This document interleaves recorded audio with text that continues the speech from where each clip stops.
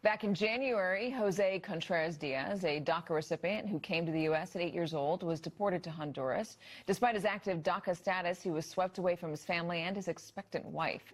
ICE and DHS said a 2-decade-old removal order made him deportable.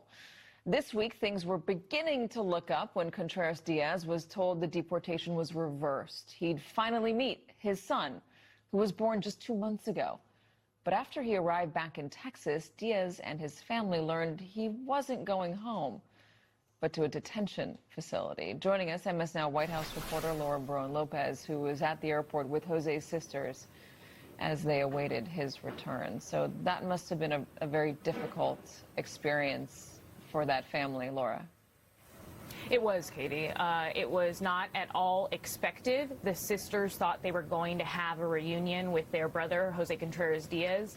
I was with them most of that day and late into the night as they were waiting at Harlingen Airport in Texas. And José thought he was going to be reunited with them. He was brought back on an ICE-chartered flight, government paid for, and was told that he was going to be paroled back into the United States. But around 10 p.m. that night, José's sisters were informed that instead of being reunited with their brother, who'd been deported for more than 3 months, that he was going to be detained. Now, here's part of my conversation with Cindy Contreras. She's José's sister, as well as a DACA recipient herself.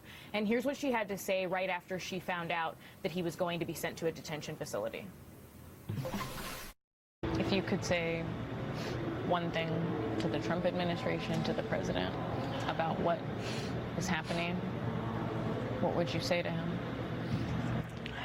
Honestly, I have nothing nice to say, but all I can say is we're humans, you know?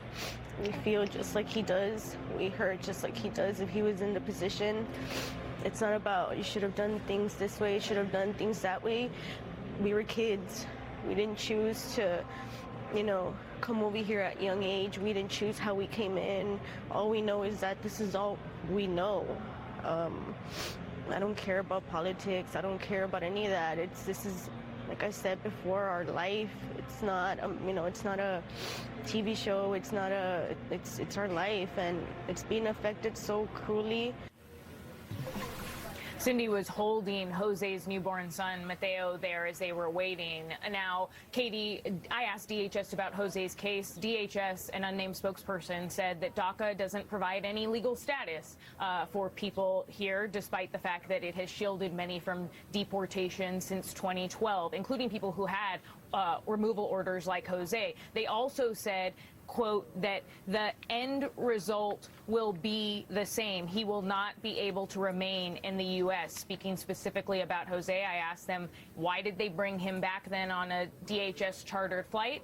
And DHS hasn't responded to why they decided to bring him back, if they will only end up deporting him again, Katie.